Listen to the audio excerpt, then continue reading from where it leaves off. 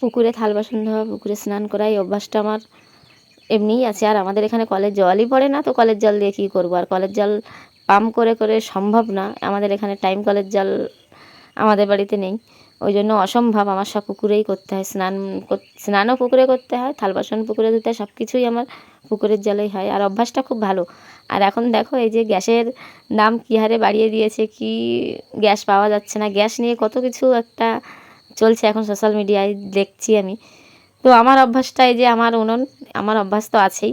আর এই অভ্যাসটা আমার ছিল বলেই আজকে আমার কোনো অসুবিধা নেই। আমার গ্যাস নেই তা না, আমার গ্যাস আছে, সব কিছুই আছে। তা বাদেও আমার উনুনে রান্না করতে ভালো লাগে, উনুনে রান্না খেতেও ভালো লাগে। আর আজকে এই অভ্যাসটা আছে, ছিল বলে আমার কোনো অসুবিধা নেই। তো তোমাদের কোনো যদি অসুবিধা থাকে, তোমরা দয়া করে একটা উনুন বানিয়ে নিও। কাঠ তো অ্যাভেলেবেল যেখানে সেখানেই পেয়ে যাবে, গ্যাস না পেলেও, তবে তোমাদেরই ভালো হবে। এই অভ্যাসটা আমার ছিল বলে আজকে আমি আর কোনো সমস্যা মনে করছি না যে গ্যাস দিচ্ছে না, গ্যাসের দাম বাড়িয়ে দিয়েছে, আমার মনেই হচ্ছে না কোনো সমস্যা। আর সকালে উঠে তো আগে বাসি কাজটা সারতেই হবে, যতই তুমি যেই হও না কেন, কারণ তুমি মেয়ে হয়ে জন্মেছো। আর এই যে কদিন আগে সোনার দাম বাড়িয়েছিল, আমরা কি কেউ কিছু করতে পেরেছি? না। ফোন রিচার্জ বাড়িয়েছি, আমরা কেউ কিছু করতে পেরেছি?